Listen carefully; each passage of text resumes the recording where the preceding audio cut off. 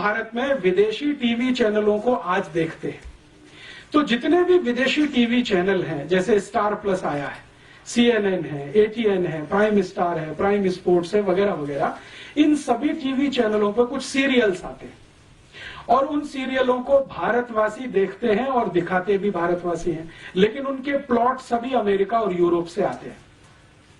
भारत में star plus पे सबसे ज्यादा सीरियल दिखाने वाली एक लड़की है जिसका नाम है एकता कपूर, उसके सबसे ज्यादा सीरियल आते हैं।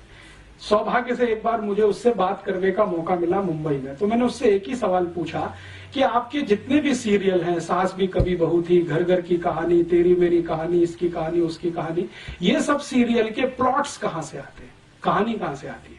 तो उन्होंने कहा this is all imported. Plot तो सभी अमेरिका से हैं, यूरोप से आए हैं, कहानी सब वहां से आई है, उसमें हमने भारतीय पात्रों को फिट करने की कोशिश की है। तो मैंने कहा अब मुझे समझ में आ गया कि आपके सभी सीरियल में माताओं को ही सबसे ज्यादा गालियां क्यों दी जाती है।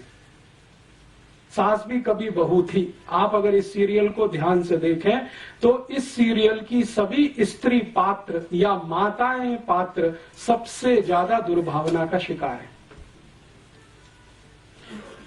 ऐसे ही कसौटी जिंदगी की या कहानी घर घर की, कोई भी सीरियल देखें, ये सभी सीरियलों को मैं देख नहीं पाता हूं, लेकिन इनकी स्टोरी जरूर पढ़ता हूं मैं, कभी अखबार में आती है, कभी मैगजीन में।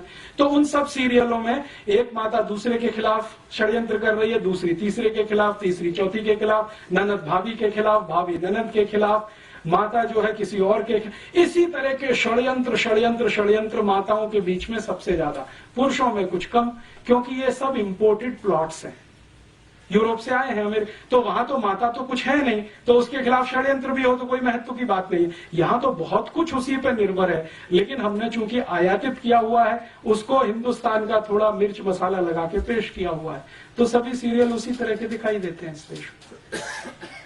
चूंकि हम अगर अपनी सभ्यता को ध्यान में रख के कोई सीरियल बनाएं और अपनी मान्यताओं को ध्यान में रख के बनाएं, तो इसके बिल्कुल विपरीत बनेंगे जो आज हम देख रहे हैं या दिखाए जा रहे हैं।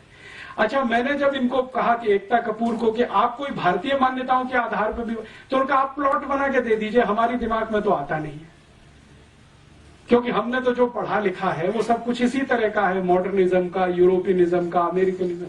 एकता कपूर यूरोप में पढ़ के आई है, थोड़े दिन अमेरिका में रह के आई है, तो वो कहती है कि ज्यादा कुछ हम जो देखते रहे वो यहाँ पे बनाते रहे। तो इस तरह का होता है, जब आप अंधानुकरण करते हैं, बिना सोचे समझे नकल करते हैं, तो इस तरह का उसमें से कुछ निकलता है। फिर हम अपना सिर पीटते हैं, अरे हमारी संस्कृति का नाश हो रहा है, सभ्यता का नाश हो रहा है। वो तो होगा ही, क्योंकि बिना सोचे समझे तो आप ये सब कर ही रहे हैं। कोई विचार तो होता नहीं, कोई बहस तो होती नहीं, कोई मुहाविसा तो होता नहीं इस देश में, ऐसे ही चलता जाता है। तो एक मात्र सत्तात्मक समाज हमारा, एक पितृ सत्तात्मक समाज उनका। अब कौन अच्छा कौन बुरा इसमें नहीं जाना चाहिए, वो अलग हम अलग। अब अलग अलग मान्यता और सभ्यता के लोग अलग अलग मान्यता और सभ्यता के ही कार्य करेंगे, तभी कुछ अच्छा होगा, नहीं तो उसमें से कुछ खराब ही निकलेगा। घालमेल करेंगे, फ्यूजन करेंगे तो खिचड़ी बनेगा।